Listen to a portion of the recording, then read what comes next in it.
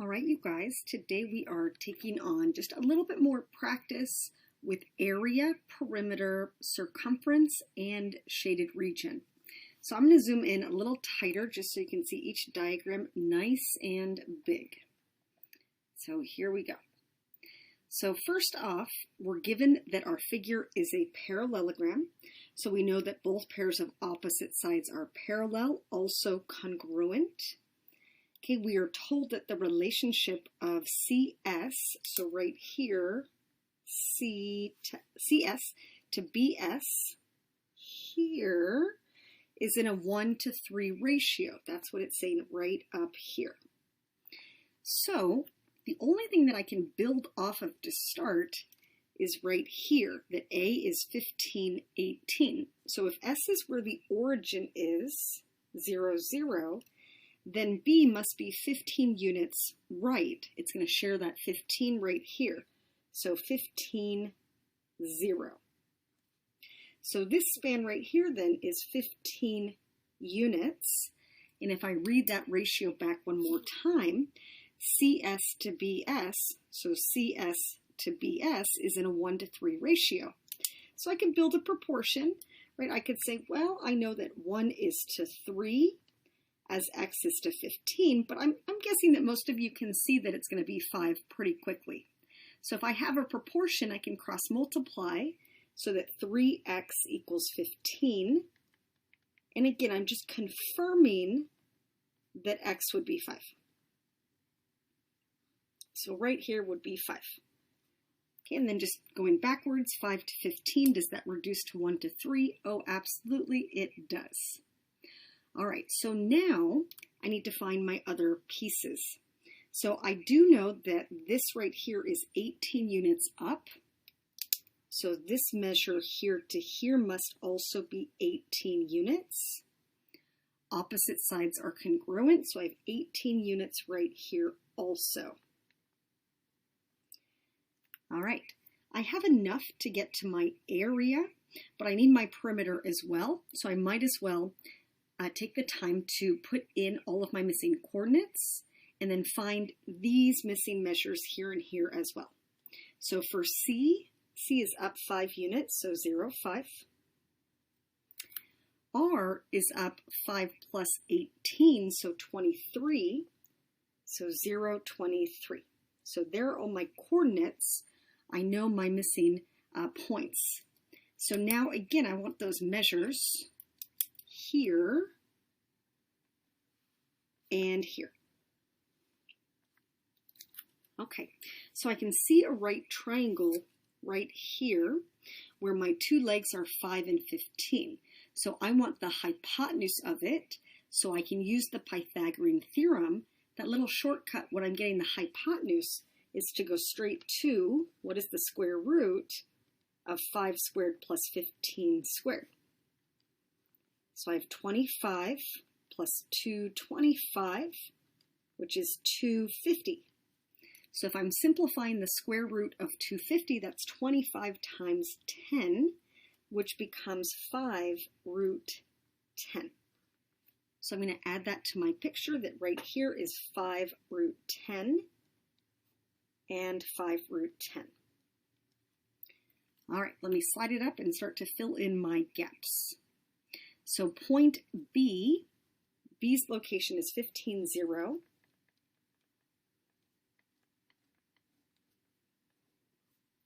R's location is 0, 23.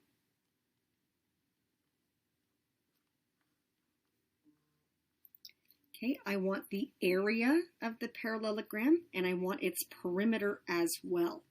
So if I want area first, I know it's base times height. I just have to figure out what is my base and what's my height. So if I look at my shape, my base would be right here. And my height would be that perpendicular segment that would connect the two. It doesn't have to be inside of my shape. I can picture how this segment right here could slide into here and be that connecting perpendicular segment. So my height here is 15. My base is 18.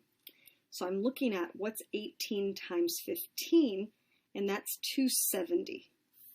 So my area is 270 square units. Okay, perimeter, I just have to add up my sides. So I have two sides that are 18, so that's 36. And I have two sides that are 5 root 10, so 10 root 10 units.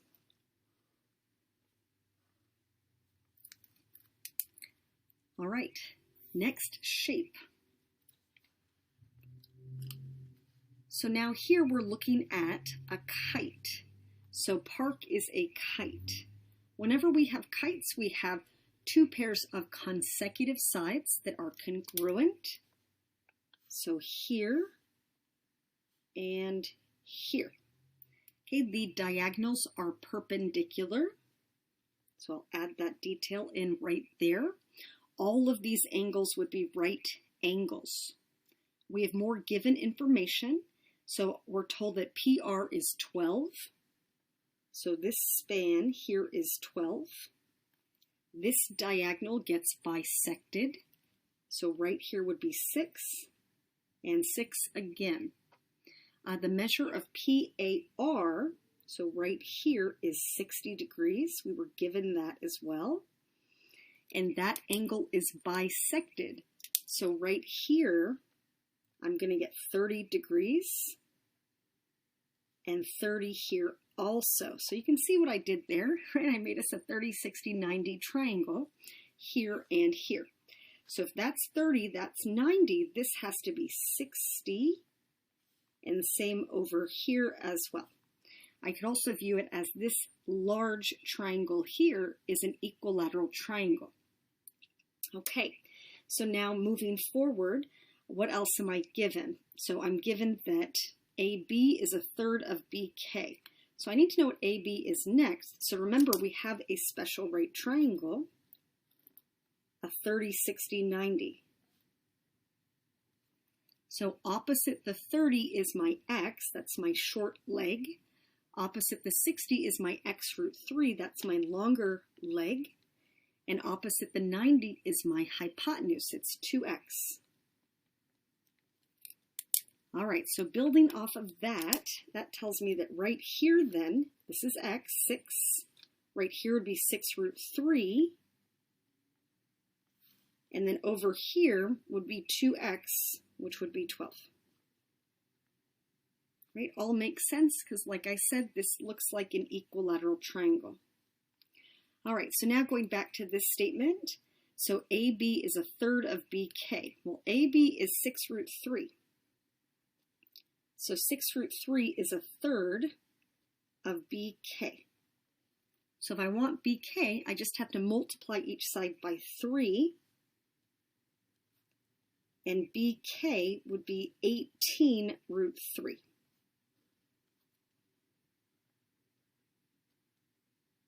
Okay, so now I can get to my coordinates. I know P is at the origin, so 0, 0. A is at 6, 6 root 3. R is at 12, 0. And K is at 6, negative 18 root 3. All right, lastly, I want the area in the perimeter. So I know that I'm going to need this measure over here. So I'm going to go ahead and work through some Pythagorean theorem. So I'm solving for the hypotenuse of a right triangle because I know a leg is 6. The other leg is 18 root 3. So I can go straight to big square root. And I'm looking at 6 squared plus 18 root 3 squared. Okay, so I'm going to get some big numbers here, so let me help you out. Here we get 36. 18 root 3, that's like saying 18 times 18 times 3, so that's 972. When I combine these, I get 1008. And if I'm trying to break that down, I'm looking for the biggest perfect square that goes into 1008. and that is 144. I can promise you I would not give you something this big to deal with on a quiz, but I do love it when we practice. I always practice harder than I assess. So here's that pair of 12s, and we see 12 root 7. So here we have 12 root 7, and here we have 12 root 7. Okay, so now we have every piece that we could possibly need to get to area and perimeter. Let me transfer those points first. So point R is at 12, 0. And point K is at 6, comma, negative 18 root 3. Okay, and then area. So for area, I can go through the diagonals because my diagonals are perpendicular. I could also just solve for each of these individual triangles and add them up. That's also an option. There's always workarounds. So if I go through the diagonals, I'm doing half of diagonal 1 times diagonal 2. Right? That works for any shape that has perpendicular diagonals. It works for the square, the rhombus, and the kite. So here, one diagonal is 12. And the longer one, here to here, is 24 root 3. So if I multiply across, half of 12 is 6. 6 times 24, and I get 144 root 3. So the area is 144 root 3. Units are squared. And then perimeter, I have to add up all those sides. So I have 12, 12, that's 24. And then 12 root 7 and 12 root 7, that's 24 root 7. So I have 24 plus 24 root 7 units. All right, we should be good to there. We should be good on the kite. Next up, here's example 3. So I'm giving you a circle with a triangle inside. Here's the center of the circle right there where that dot is. I'm telling you that the area of the triangle is 36 square units. Can we find the area of the circle? So first it might help just to flesh out what is area of the circle. So area is pi r squared. So really, I need to figure out, well, what is a radius? And I know that a radius connects my center to any point on the circle. And I know that my radii are congruent. Any one radius will be congruent to any other radius when I'm looking at the same circle. So then when I stare at my picture, I realize, oh, this is a radius. I'll call it x. And so is this. Each of those is a radius, and again, my radii are congruent. So when I look at that triangle, I realize that's an isosceles right triangle. We also call that a 45, 45, 90 triangle. So right here, I'm going to go 45 and 45, just so we can see that even more clearly. So now, again, the area of the triangle is 36 square units. So let's build off of that and solve for x. Right, the base and the height of the triangle, they're both x. So area is 1/2 base times height. 36 is 1/2 of x times x. Okay, x times x is x squared. So I have 36 equal to half of x squared. I'm trying to solve for x. X is my radius. So I'm going to multiply each side by 2. That gives me 72. That equals x squared. So now when I'm solving for x, I can solve by taking the square root. Okay, 72 is 36 times 2. So I'm going to get that x could be plus or minus 6 root 2. But since it's a radius, it has to be positive. So I'm only looking at 6 root 2. All right, so I built off of that given information that the area of the triangle was 36 square units. I figured out the radius was 6 root 2. So now when I want the area of the circle, let me back up and go here now, right? I just need to plug in that radius that I solved for, which was 6 root 2. Right? This radius is 6 root 2, this radius is 6 root 2, they're all 6 root 2. So area is pi r squared, pi times 6 root 2 squared.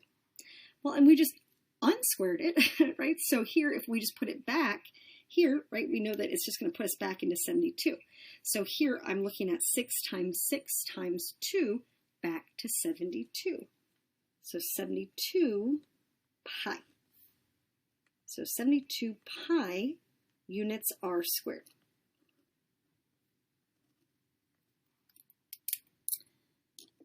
All right, next shape.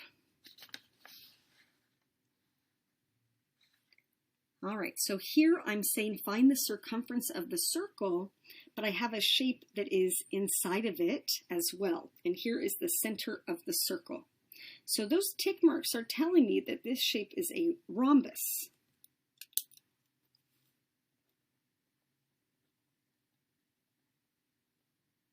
And if it's a rhombus, I know that all of my sides are the same. So I know that all of these sides are going to be 4. Okay, I want the circumference of the circle, and my circumference is 2 pi r. Or I can think of it as pi times the diameter. So right now what I need is I need a radius. What's a radius? Well, this is a radius right here. So I have to think about the information that I have and connect to get to my radius. So if I have a figure that's a rhombus, my diagonals are perpendicular. So I can draw in that box notation right there as well. Okay, I told you that this angle is 30. Remember that for a rhombus, the diagonals bisect the angles. So right here would be 30 also. The opposite angles are congruent and bisected.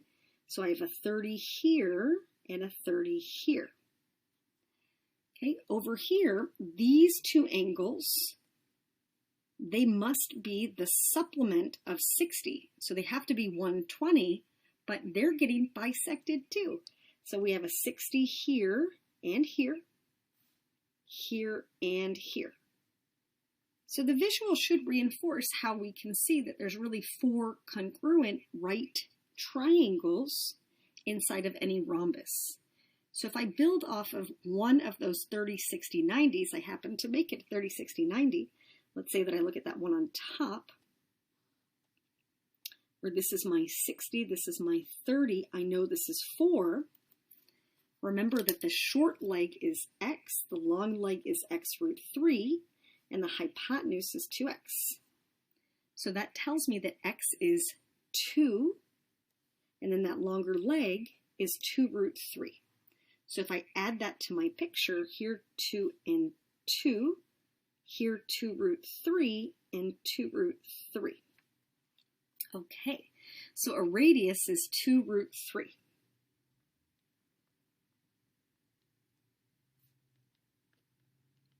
Okay, and now again, I want the circumference 2 pi r, or pi times the diameter. And I'm just plugging in that 2 root 3. So this reads as 2 times pi times 2 times root 3. So 2 times 2 is 4. I'm going to put the pi next, and then the root last, just like that. That way there's no confusion as to whether or not the pi is meant to be under the radical.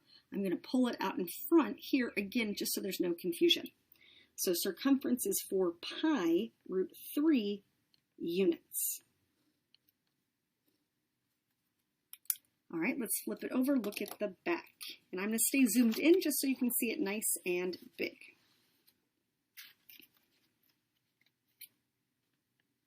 Okay, so the endpoints of the longer leg of a 30, 60, 90 triangle are -6, -1, and -3, 5. I want to find the length of the longer leg, the shorter leg, and the hypotenuse, and then find perimeter and area. So first I need to figure out what that longer leg is. So longer leg to start it off. So we are given these two endpoints. I always visualize a right triangle. You could use the distance formula, that's fine, but it's really Pythagorean theorem. So the horizontal span is 3 units, and the vertical span is 6. So I'm solving for the hypotenuse of this right triangle. It's just the distance from this point to this point right here. So I can do big square root, 3 squared plus 6 squared, which is 9 plus 36, which is root 45. So if I simplify the square root of 45, right, that's 9 times 5, so 3 root 5. All right, so the very first thing to do is just solve for that initial length. We're told the endpoints, we find the distance between them. Okay, next step is to visualize it as a 30, 60, 90 triangle.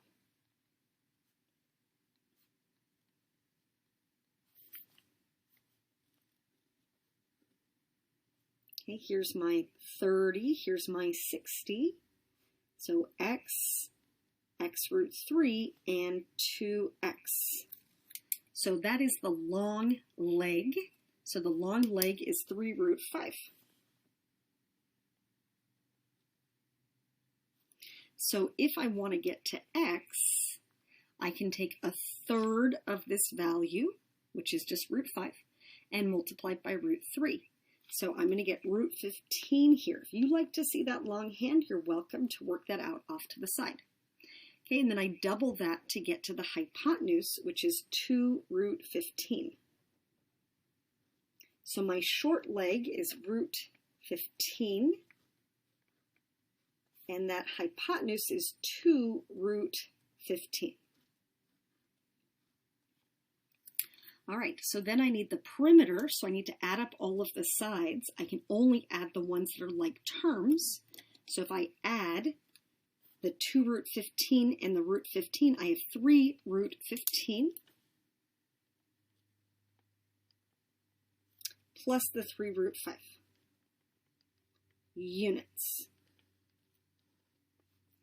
Okay, and then if I want area, let me slide over just a bit.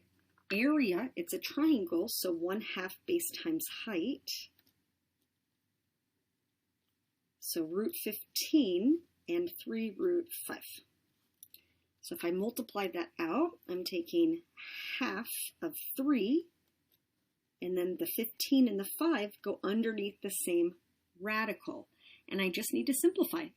So 15, I know that that's 3 times 5, so I'm going to scoop up a pair of 5s. That 3 will stay behind. So I'm taking half of 3, that's 1.5, and then times 5, that's 7.5, and then root 3. So 7.5 root 3, and my units are squared. If you left that improper, that's fine. You could have said 15 root 3 over 2. That is perfectly fine. All right, next up. So find the area of the shaded region. Figures are circles, equilateral triangles, isosceles trapezoids, and squares. So in my first one, I see what looks like a dartboard, right? I see a bunch of concentric circles. So I'm trying to get to my shaded region. So if I'm trying to think of a plan here, well, what am I starting with? Let me grab a Post-it just to break this down. So what am I starting with? Let me visualize this. So I'm starting with this solid chunk right here. I'm just going to shade it all in. I have this big circle. But then I have this hollow middle circle, so I can kind of just wipe that middle part away. So I'm going to cut out that middle part. Let me show you that with some white out. I'm going to hollow it out. So now I'm right here. Okay, so I had the big circle, I hollowed out that middle circle, but I still have to add back in that small part right here. So now I can visualize my approach to the problem. I'm looking at my big circle, I'm going to subtract that middle one, and then add back in the small. It's always good to have a plan of attack here. So here I'm going to say that it's going to be the big circle, minus the one that is the medium size, and then we have to add back in the small. All right, so I'm giving you the diameters for each one, so I'm going to need the radius for each one. So I'm just going to slice each of those values in half, and I'm going into pi r squared. So pi times 7 squared, right? 7 is half of 14. Okay, the medium one, half of 10 is 5. So pi times 5 squared. Add back in the small, right? Radius is 3. So pi times 3 squared. So I'm going to get 49 pi, that was the big circle. Cut out the middle one, 25 pi, and then add back the small, 9 pi. So that gets me 33 pi. That would be the total area of the shaded region. So 33 pi, and units are squared. All right, next shaded region problem. All right, so it looks like I have a circle with the equilateral triangle that is inside and hollowed out. So I'm going to write out my plan of attack first because I always like to see what I'm trying to connect. So I'm looking at the area of a circle, and I'm going to cut out the area of my triangle, which happens to be equilateral. Okay, I know that for a circle, I know that my area is pi r squared. And for my triangle, I have options, but since it's equilateral and I know I'm going to need the radius here, might as well draw in the apothem and go 1/2 apothem times perimeter. Okay, so now I have a starting point. So I can see that in my equilateral triangle, all of these angles start at 60. So when I split in half, here is 30 and here is 60. So I know that this is my x root 3, and my 2x. All right, I'm telling you that a full side here is 12. So right here then would be 6. Okay, and that is my x root 3 side. So that shortcut is to take 1/3 of it and multiply by root 3. So that would give me 2 root 3 here for the apothem, and then double to get to a radius, 4 root 3. So now I have everything that I need. I just have to plug in.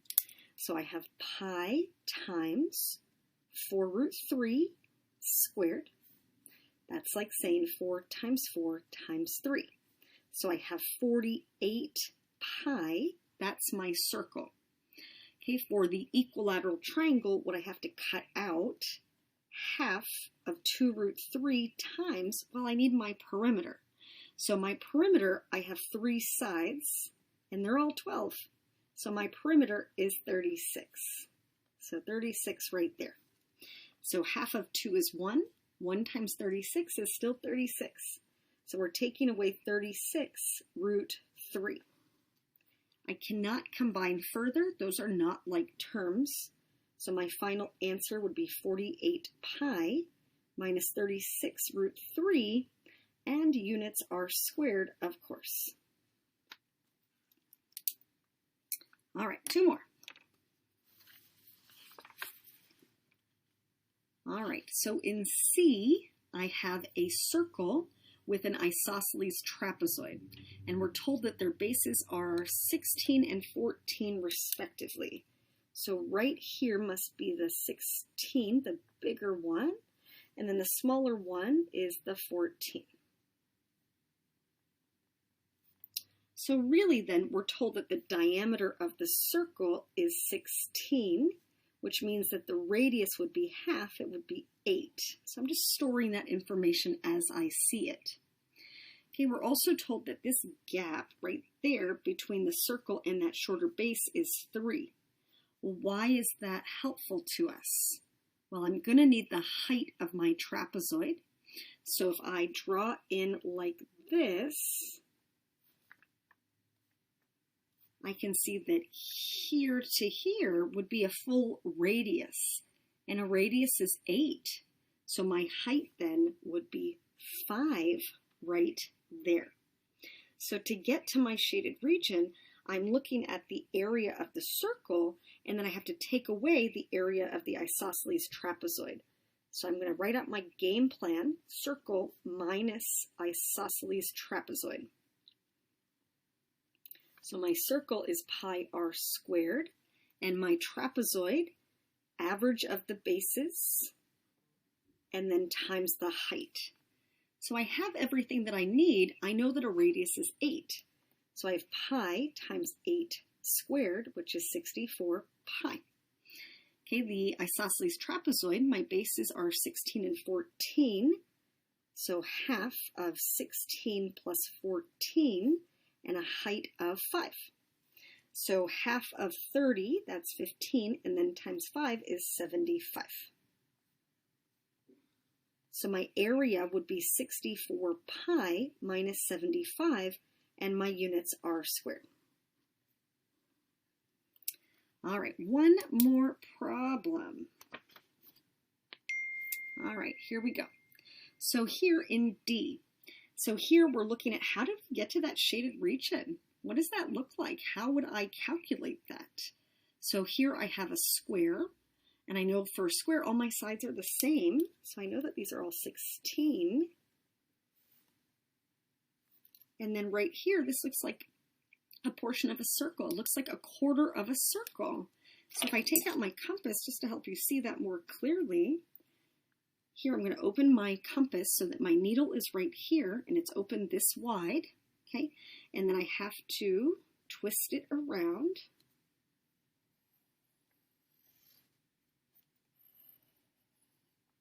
And you can see that that shaded region right here is really a quarter of a circle with a radius of 16.